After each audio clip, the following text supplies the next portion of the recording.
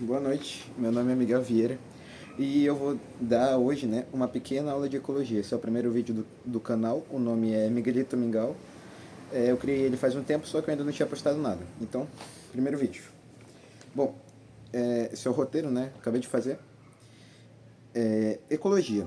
Bom, o ecologia é o estudo das relações que nós temos no meio ambiente. Você sabe, a gente vive no planeta Terra, existem muitos animais, existem muitas espécies vegetais, existem muitos minerais, existem muitos compostos inorgânicos e todos esses seres interagem, né? As árvores, os animais, tudo interage entre si. O estudo dessas relações, né, dessas interações, a gente vai chamar de ecologia, certo? Bom, a ecologia ela tem alguns conceitos importantes. Entre eles temos população, comunidade, é, fatores bióticos, abióticos, habitat, entre outros. Bom, eu vou começar explicando a população. A população ela se trata de diversos organismos de uma mesma espécie que interagem entre si. Por exemplo, uma alcateia de lobos ou nós seres humanos, né? Somos uma população, certo? Uma sala de aula, por exemplo, né, que tem várias pessoas, é uma população, ok? A comunidade. A comunidade, ela se trata da interação entre várias populações. Vamos supor uma savana africana, né, onde tem vários leões interagindo com várias zebras, né, que estão interagindo com o pasto, né. Isso seria uma comunidade, né? No caso, a interação entre várias populações. Bom, no meio que a gente vive, existem vários elementos químicos e físicos. Por exemplo, temperatura, pressão, água, oxigênio. Para esses fatores, nós damos o nome de fatores abióticos. Abióticos é um prefixo de negação, né? A é um prefixo de negação e bióticos significa vida, né? Ou seja, são as coisas que não estão vivas, são os fatores abióticos. O conjunto de fatores abióticos forma o biotopo, que significa lugar de vida. Bio significa vida e topo significa lugar, né? Ou seja, um lugar de vida. Ou seja, esses vários fatores abióticos, né? Ou seja, esses fatores que não têm vida formam esse tal de biotopo, né? Os fatores bióticos, como você deve imaginar, já que não tem o sufixo de negação, são os fatores que têm vida, por exemplo, os animais, as plantas, entre outros. Inclusive nós somos fatores bióticos, né? Bom, a interação desses dois fatores, como eu estava falando, os bióticos e os abióticos, vai formar o que nós chamamos de ecossistema, né? Você já deve ter escutado essa palavra, mas você não sabia o que era. Então, o ecossistema ele tem a interação, né?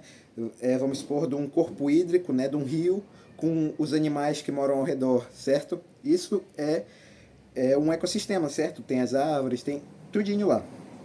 Bom, habitat. Habitat é o local de sobrevivência de uma espécie, né? Bora dar um exemplo. Os pinguins que vivem no Polo Norte. Qual é o habitat deles? O Polo Norte, né? Certo? Eles moram lá. É o local de sobrevivência deles. Nicho ecológico. O nicho ecológico vai ser o papel da espécie no ambiente. Ou seja, o comportamento dessa espécie, mas principalmente do que ela se alimenta, né? O conjunto de atividades que ela realiza. A gente vai usar esse negócio de nicho ecológico mais para falar de alimentação mesmo, mas ele tem muitas outras utilidades, por exemplo, falar quando o animal se acasala e tal, mas no geral é sobre alimentação mesmo, ok? Bom, agora partindo para outro conceito, a gente tem o conceito de biosfera, né? Que no caso são as camadas abióticas da Terra, ou seja, as camadas que não têm vida.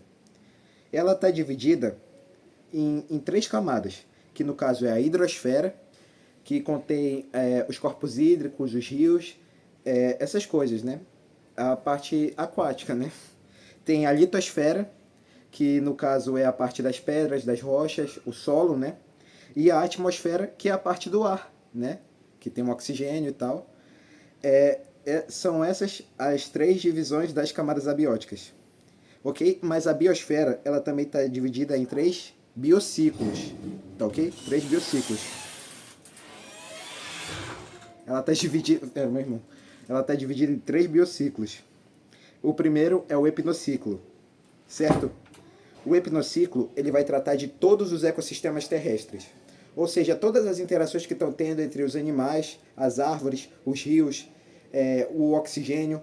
Isso é o epinociclo. Esse é o primeiro é o primeiro dos três biociclos. O segundo é o liminociclo, né? Linociclo. Do que se trata esse ciclo? Ele se trata do ambiente de água doce, né?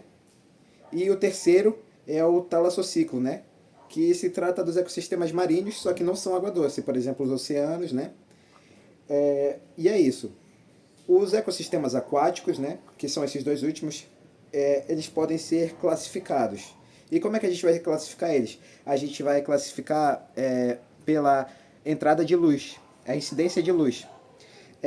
A gente vai chamar de ecossistema eufótico, né? O que está entre 0 e 200 metros, que é quando a luz ainda consegue incidir para permitir que as algas façam sua fotossíntese. A gente chama de eufótico, né? Que é quando entra a luz, né? O afótico é quando entra pouquíssima luz, ou seja, está abaixo de 200 metros e a luz já não consegue entrar e as algas já não conseguem fazer fotossíntese. Então lembra, eufótico, entra a luz. Afótico, lembra que o A é sempre um prefixo de negação, é quando não entra luz. E fóton, se não me engano, veio de luz, né? Mesmo, não sei a origem da palavra, mas fóton lembra luz, então lembra, né? Ok. A gente também tem a classificação dos organismos aquáticos. Primeira classificação é plâncton. Você deve lembrar do plâncton do Bob Esponja, né? O que são os plânctons?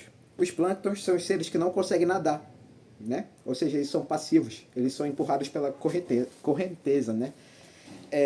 E quais são os tipos de plâncton que a gente tem? A gente tem os fitoplânctons, que são meio que algas, que são empurradas pela correnteza e tal. Elas fazem fotossíntese e essas coisas. E temos os zooplânctons, que são tipo bichinhos, né? Bem pequenos. Bora dar exemplo, protozoários, microcrustáceos, essas coisas, né? Que são empurradas pela correnteza também, ou seja, que não nadam. A gente tem os néctons, que é o mais fácil. São os bichinhos que nadam. Por exemplo, os peixes, né? E a gente tem os bentos, presta atenção. Eu já falei plânctons, que são divididos em zooplâncton e fitoplâncton. Aí o segundo que eu falei foram os néctons, que são os que nadam. E os bentos. Os bentos são os que vivem muito lá no fundo. Lá no fundão mesmo são os bentos, beleza? Conceito importante agora. Biodiversidade. Ou seja, a diversidade biológica, né? A gente vai ter três principais biodiversidades. A diversidade genética, que como a gente estuda em biologia, né, sempre, é muito importante para a perpetuação da espécie. Por quê? Com a variabilidade genética, o organismo ele consegue sofrer mutações ao longo do tempo. Se fosse todo mundo igual, pensa. Se fosse todo mundo igual, chegou uma doença aí nova. Matou uma pessoa, vai matar todo mundo. Por quê? Porque é todo mundo igual. Por isso que é bom ter a variabilidade genética. Porque aí vão ter genes de uma pessoa que vão ser diferentes dos meus. Isso é muito bom para a adaptação da espécie, né? Se fosse todo mundo igual, seria muito ruim. Qualquer coisinha que matasse uma pessoa já mataria todas, né? E não teria chance da pessoa desenvolver, por exemplo, anticorpos. Porque seria todo mundo igual. Por isso que é extremamente importante que uma espécie apresente variabilidade genética, tá ok? Inclusive isso é muito bom para a evolução das espécies, mas eu não vou me aprofundar nisso agora. Diversidade de espécies. Na verdade bem óbvio, né, do que se trata a diversidade de espécies. É quando a gente tem um ambiente e nesse ambiente tem várias espécies. E a diversidade de ecossistemas é quando a gente tem um ambiente e nesse ambiente a gente vai ter várias interações entre os seres abióticos, os seres bióticos e os fatores abióticos, certo? Ok.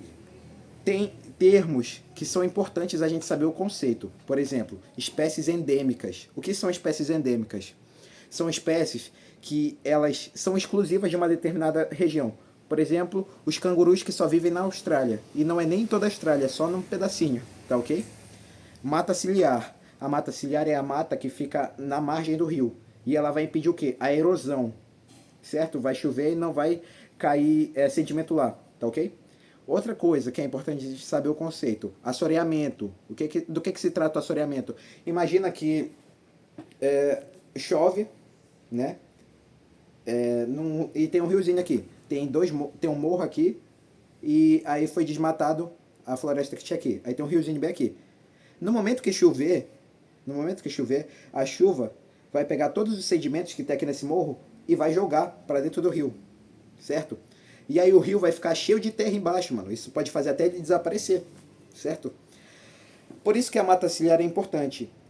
E o nome desse fenômeno, né, de cair terra para dentro do rio e ficar acumulado lá no fundo, o nome é assoreamento, que também é importante, é importante você saber esses nomes.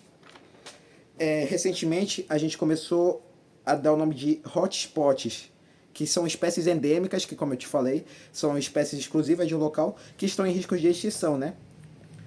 E é isso, galera. Eu espero que vocês tenham entendido, né? Foi uma aula bem básica, bem simples, bem rápida. Introdução mesmo à ecologia, só para você saber alguns conceitos. Ok? Eu agradeço, obrigado, né? Até a próxima.